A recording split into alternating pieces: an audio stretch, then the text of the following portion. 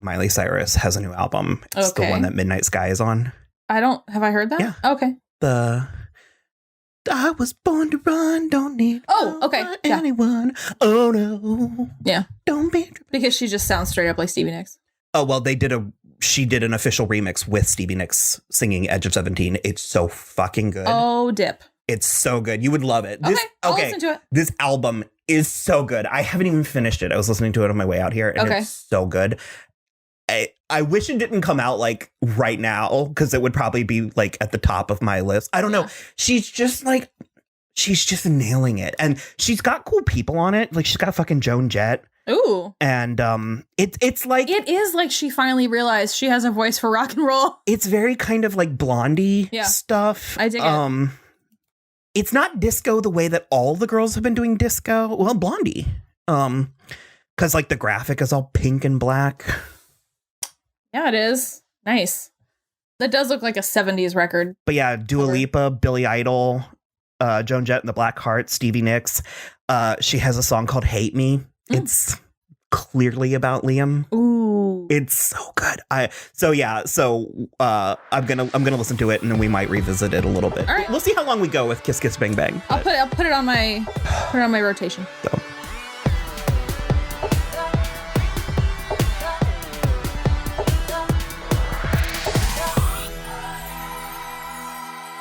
Hello, everybody. I am Will. And I'm Kristin. And this is So I'm Watching This Show, your twice weekly pop culture podcast where we talk about movies, TV, music, and more. And as always, this is a spoiler show, so you have been warned.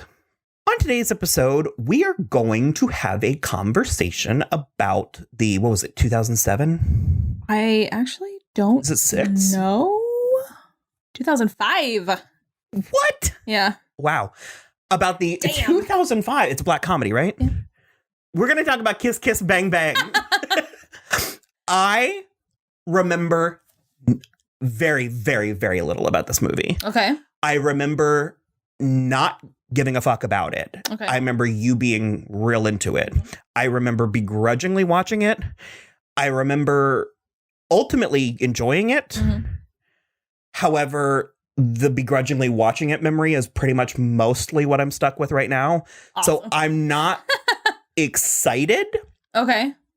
But I'm excited about the prospect of watching it again now as a 35-year-old. Okay. Especially considering that I did eventually watch it. Yeah. Or like it. Shane Black. Right. Yeah. It's Val Kilmer and Robert Downey Jr. Well, yeah, already that's going to be. And Michelle Monaghan. Okay, right. Yeah. Isn't Shannon Sossman in it? Yes. I'm not going to tell you. Spoiler alert. Does she? Spoiler alert. I'm not going to tell you anything about. Does she die? I can tell you anything about anybody. Because I remember there being like a weird, like fantasy sequence or something. That's correct. There's a fantasy sequence. I'm not going to tell you anything more about it. So have you seen it like recently? Or? No, it's been at least, I think, 5 years since I watched it. I have such a vivid memory of this because I remember buying it for you on DVD from the Best Buy down at Millennia. That is a 2005 That's a sentence. Yeah. I think we went to the Cheesecake Factory. We might have, yeah. So it's, like I said, it's like a dark comedy Christmas movie. Well, it's just set at Christmas. It's not really a Christmas movie, but it's set at Christmas. So I guess we're going to go watch Kiss Kiss Bang Bang. Let me get my finger guns. What a worth it intro. From Shane Black, the creator of Lethal Weapon. Do not play detective. Moron. Go home before the bad guys do something bad to you. 2 corpses in 3 hours. I mean, that's unusual, right? Yes. Comes a mystery. It's a frame up. First things first. Do you have the corpse? I got rid of it. You threw it away. Look up idiot in the dictionary. You know what you'll find? A picture of me? No. The definition of the word idiot. Ow. Robert Downey Jr. What do you think, I'm stupid? Val Kilmer. Yes, I think you're stupid. Kiss Kiss Bang Bang. Keep housing food on my way over. I had so much food every day this weekend. Oh. I went to Wendy's and got Oh, okay. hot and juicy. I'm going to never do that again. That was a lot. That was a lot of things. Oh my God. Did I mention I don't remember. It's been a day. You told me. Okay, that my title is called Kiss Kiss Will Will. Yeah. But spelled Wylle. Because it's in the movie. He was like, LA is the kind of place where a girl's name is Jill. Oh, it's spelled Jylle. Jylle. Okay, all right. Allowed. I watched it. I actually watched it once and a half because I wanted to give it a go with the commentary, and I had the DVD. But it was mostly them just sort of like making jokes. Sure. They weren't like really talking about the plot or the movie or whatever. And they still, like Shane Black, they still kind of kept being like, oh, let's watch this scene or whatever. And Shane Black was like, anyone watching this will have already seen the movie several times. Because that happens. I don't know if you're like a social or a special features junkie like I am. But especially in the earlier days of it, they would have to explain to people that commentaries are like an optional thing. Sure. Because people would be like, well, we're talking through the movie. Yeah. Like, this isn't going to be the DVD. So. Did you like it this time? Sure. Okay. Also, no, the did I like it? It's from Showgirls. Oh, okay. When they're talking about the boat show. Yeah. And she's like, did you like it? And she's like, yeah, I liked it. And like that cadence has been in my head every time. Yeah. But no, it's very funny and very of its time. It's pretty of its time. It's pretty 2005. I do think that some things aside, I think it holds up okay. Sure. As like a film. Sure. Yeah. There's some gay stuff that's like. Well, and I like a lot of it. Yeah. I laughed out loud at some of the gay jokes, but it's so funny, the passage of time. Yeah. This is 15 years old, and those were a pivotal 15 years. Well, yeah, and it's like you don't realize, like, I was going through, and this is not an invitation. Please, God. Please don't at us. I was going through Tumblr, and I still, even though it's been a few years since I kind of navigated away from Tumblr after their stupid ban. Yeah. But anyways, Tumblr still feels relatively recent to me. It feels it existed in the era of smartphones. Sure. So it's like, it still feels like it's like recent history. And I was going through some of my early Tumblr stuff, and there was some dicey shit in there. Yeah.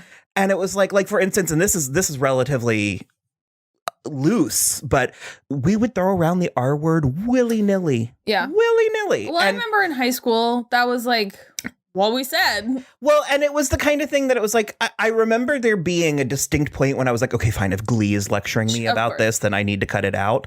But also it just evaporated from the zeitgeist so effortlessly that when it's reintroduced via going back in time, you're like, did they say it in this movie? Okay. That was just an example. I was going to say that one did not strike me. No. It was the gay panic is very 90s. Yeah. And I do appreciate gay Perry, and I love Val Kilmer's portrayal of him. Val Kilmer seems like, I don't know that I would ever go as far to say that he's caught a dick. But I think he's like Creed. He's gone to a few games. I think he's like Creed from The Office, where he's had sex with many women, often outdoors. It's possible a penis slipped in there. Would be no way of knowing. I'm not one of these people who's precious about only gay people can play gay roles and stuff like that. And I especially looking at this with a 2020 lens, there is a part of me that I'm like, I wouldn't have hated if there was like a single queer person involved at any step of the way. Sure. That feels a little bit bold in hindsight. Yeah.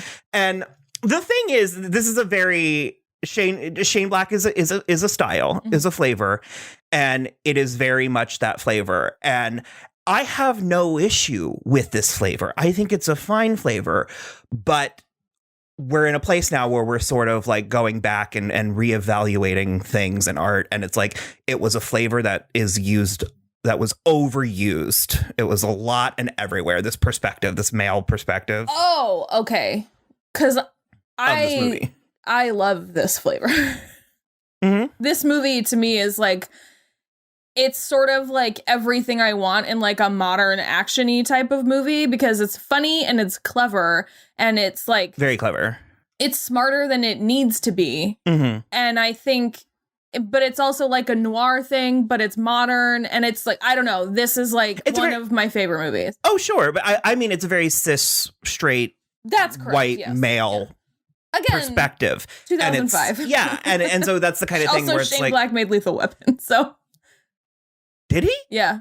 He's been around a long time. I was like, do I know who Shane Black is? Yeah. Well, because it was reminding me of this movie, The Other Guys, with Ryan Gosling and Russell Crowe. And I looked it up and Shane Black did it. So I was like, okay.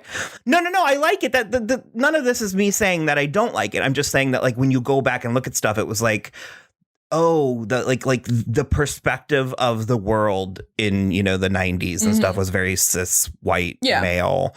And I think that Robert and Val are charming enough to pull it off. And frankly, Michelle Monaghan is fantastic in this movie. She is. And I think she's a pretty well written. I mean, she's tropey. She's definitely kind of like a dream girl. Yeah. She's not a manic pixie dream girl. She is a dream girl, but I think you're right. She is well written enough, even though she's tropey, but also she's more of a cool girl than she is a manic pixie. But I also think that Michelle Monaghan elevates her to something else. Like if anybody else had played that role, I think it wouldn't have been fresh as good. Off of her star-making turn in Constantine. Did you? In like one scene. Holy water. The rest of her stuff's cut. Do you remember we covered Constantine and spent like 20 minutes talking about Michelle Monaghan? That's our brand. Yeah, it really is. She also was, I think by this point she had already been Ethan's wife in one or two Mission Impossible. I think it was directly after. It was either directly before or directly after. She, like 2005 is like when she kind of like. Well, because I started to say what happened to her because she feels like she's kind of fallen off. She's still in stuff. The most recent thing I remember her being like really good in, though, was the first season of True Detective. Yeah. Okay. Because I did not see that, but well, no, I was gonna say she's the entry point for me in this movie, but no, I like Robert Downey Jr. and I like Gay Paris. So I think Val Kilmer in this movie is like next level hilarity. I think it's so funny. I think the fact that he is just viciously taking Harry down about being stupid the whole time is so funny. I think that's also one of the things about Shane Black scripts, which is like they're really packed tight with jokes that kind of, they're not even really jokes. They're just like comments that build on each other. And there's the one where he's like, oh, you're, oh, never mind. And Val Kilmer's like, Gay Perry? Is that what you were like not trying to say or whatever? And he's like, yeah, that's me. And he's like, oh yeah, he's still gay. And he goes, no, me, I'm knee deep in pussy. I just like the name so much. It's just the way it like rapid fire. It's not a joke at his expense. Like he is in control of his narrative through the entire movie. Yeah. But it's the part of me that makes Friends borderline unwatchable sometimes with the like the after they like kiss when the cops are coming and like Robert Downey Jr. has to like spit like and it's like that kind of stuff. It's like definitely that hit me or wrong the like little gun and it's like I thought you could you just do that and it's like that kind of stuff. I'm like, okay, we get it. No, I definitely understand. Plus they have bonkers chemistry through the entire movie. It is very sort of like, couldn't there just be a cutaway scene where they're just like raw dogging it back? Like, I mean, I would like to see that. The thing about like when they kiss to try to like get the cops off the trail, the only thing in Harry's defense is that it's so out of nowhere that he's he's not expecting it at all. But then it's like, you're right, he doesn't need to spit and like dry heave over that. It's like, just admit you liked kissing Val Kilmer, you'll be fine. Steve Rogers doesn't do that after Tasha is like, kiss me. You know what I mean? I definitely agree. There's a couple of the gay things that I'm just like, that's not necessary. But no, that's just it. And frankly, like I said, a lot of the gay jokes made me laugh. Like a lot of them. And you're right. Is like Perry is never framed as the joke. He's not the butt. It's not at his expense of the joke. Yeah. You know, I'm a fan of within reason speaking openly, like reclaiming words and stuff like that. Like I won't say it now because you don't need to, but like the F slur and stuff. It's like, well, that's when I'm in the that's comfort, what he calls the little gun, and But it's like when I'm in the comfort of my home with my friends and stuff, I'll throw it down, no problem. Sure. And it's like, and it does have, especially if it's for effect. Also, words you're allowed. Well, but yeah, it's the kind of thing. It's like this is the one thing I get, you know, for when people be like, well, that's not fair. I'm like, yeah, you fucking know shit. It's not fair. Everything is for you. And this one thing is for him. And this one thing is for me. No. So that kind of stuff I like. And I like when you reach, you know, certain points with people where it's like they're part of, you know, they're part of the inner circle and all of that. But obviously I wasn't done with Michelle Monaghan, but will we ever be done with Michelle Monaghan? Apparently. No, never. And I think that is the thing that really does wonders. Like, I think that this script and the story could have existed. I think if it were more serious or straightforward, it could have been real dicey. Sure. I think the humor of all of it. And like when she, you know, they get in the hotel room and she strips down almost naked and was like, you can come, you know, sleep in the bed with me if you want to. And it's like about to get hot and heavy, and then it cuts to him kicking her out, which is like previously. Well, because he found out that she slept with his best friend in high school. Well, I wanted to ask, what exactly is the plot of this movie? Okay, there's two plots, because there's like basically that's sort of the point, is that there's like two cases that sort of merge together, because they even like explain it in the movie. That's how the like Johnny Gossamer books happened, is there were always two cases and then you find out they're one case. And then basically the first one is Corbin Burnson, the guy who was hosting the party at the beginning. It was Dexter or something. Yeah, Harlan Dexter. His daughter is found murdered. And she's the one that goes over the cliff in the car. She's found murdered, and then they find Harmony's sister has committed suicide. Michelle Monaghan's sister. And so the way that it comes to, spoilers, obviously, from here on out, the way that it comes together is that I believe Harlan killed his own daughter because she was trying to sue him for like all of his money. And that's why he hired Shannon Sossamon to pretend to be his daughter to like reconnect with him, but then he was sleeping with her. And so when Harmony's sister saw that happening, it triggered, because that's what happened to her, what her dad did. And then Harmony told her that her real dad was Harlan Dexter, and she was like, every dad is just banging his daughter. And so then she actually did kill herself. So that's basically the plot. Okay. There's a murder and then there's a suicide. So the body in the car in the lake is the real daughter. Yes. Who was in an asylum? Yes. Ward hospital. I don't know if asylum's like a mental ward. Hospital. He put her there though, I think, because she was causing trouble. And so Shannon Sossamon is the girl at the party that he goes and like hugs in public, and then she's the girl in the footage of the TV where she's like coming out of the court or whatever, and then she's the girl in the pink wig. Correct. Okay. Yeah, that's where I got a little bit confused, as I was like, which is which? So the daughter, we don't actually ever really see the daughter, because that was one of the things. They realized that like whichever one had gone to pick up the boyfriend at the airport couldn't have been Shannon Sossamon. So it's like the real daughter picked up her boyfriend at the airport and then was like taken away, but she had been in the asylum until that day or something. It's like pretty convoluted, but it all ties together. It all hangs together. which is an issue I'm having a harder time with as I get older with some of these, especially when mysteries feel the need to like outdo themselves. Sure.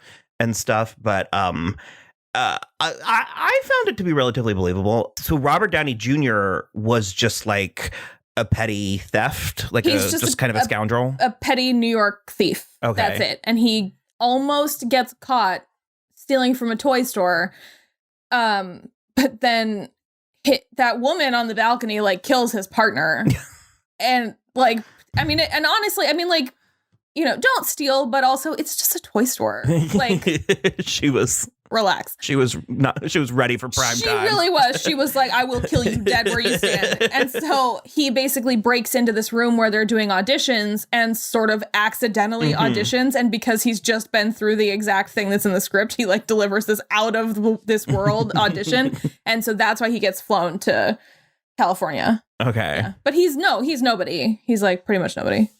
That's really funny. Yeah. It's the kind of thing that like as it's happening, you're sort of like, what the fuck? But also if I found out that like that was Robert Downey Jr.'s backstory, I'd kind of be like, that checks. I actually think he's like a legacy. Yeah. Yeah. Well, Michael from 911 is one of the crooks. Athena's husband. Oh. He's the one. Him and Dash Mihawk.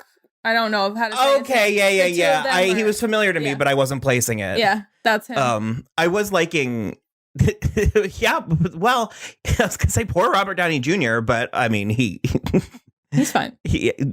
Well, just all the like having to kill people and witnessing, because the scene where Shannon actually dies is kind of, it's actually pretty like horrific and sort of touching, and because she's like, I know you, because she recognizes him, and then he's like, no, be quiet, and then she just expires under the bed. And his fucking finger. First of all, I didn't know doors could do that. I don't know if that's some sort of movie thing or if no, doors they can. really I don't know that it would be that clean. Okay. But no, it absolutely. Okay.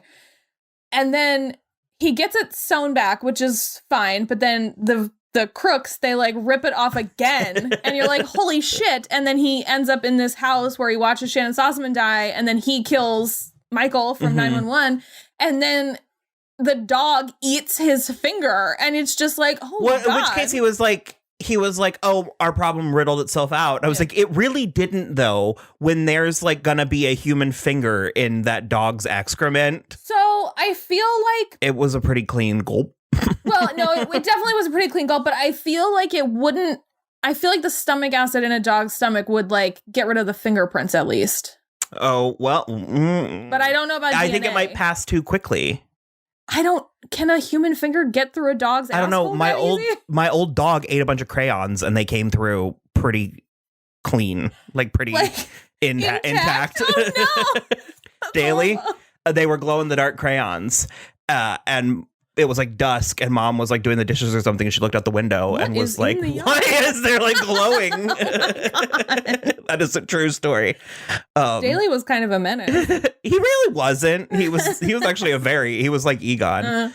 But chill.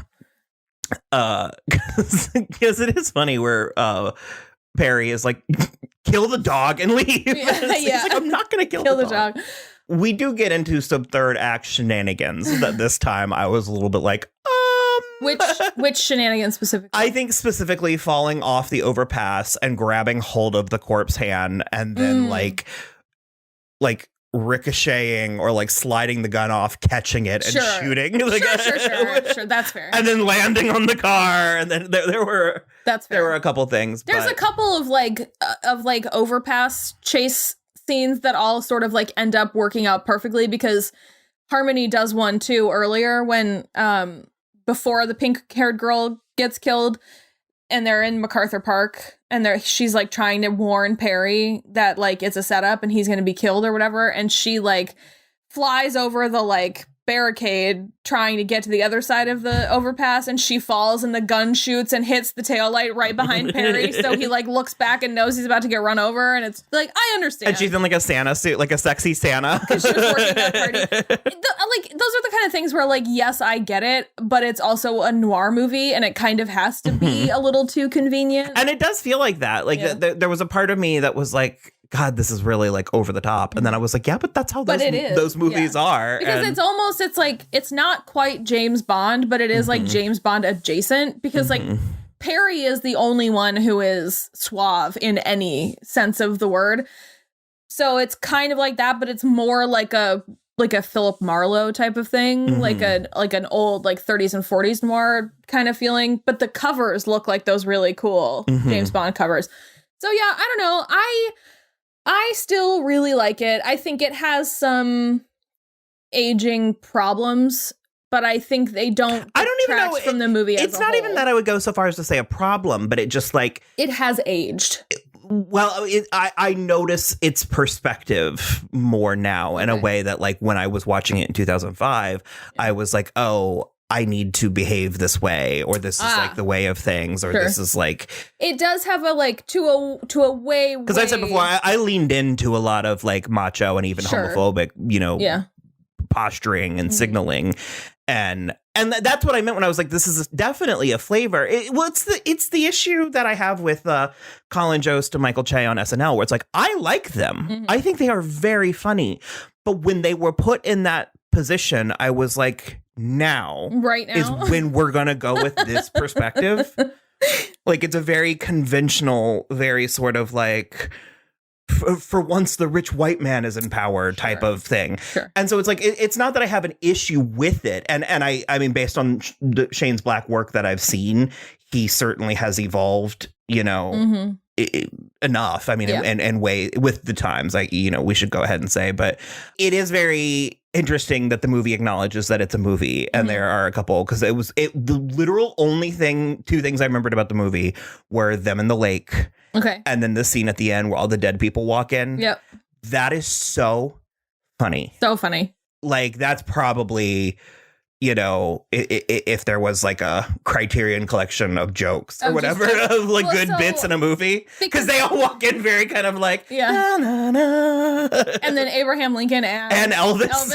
But Elvis is like late and he's like, oh. And the nurse is trying to push him out the door. No. But I think what's so funny is that we come back to the movie, to the story in Perry's hospital room, and he's just like, and you hear Robert Downey Jr., the narrator, and he's like, yeah, boo hiss. And he's just like, I know, I get it. And I just like, for whatever Wouldn't reason, it be great if everyone, because because it really takes the sting off of some of it, because the Harmony's sister thing hurts. Yeah, oh yeah, it's tough. It's real brutal. And well, it's like, I can't say it's dark in a way the movie didn't earn, because it definitely did earn it, but it just is like, she was so overcome with the tragedy of seeing a second father figure molesting his daughter that she just couldn't handle the world anymore. What Harmony then has to put up with for leaving her there, and then ultimately feeling responsible, whether it was directly or indirectly, it just, and no matter her good intentions. That was a question I had.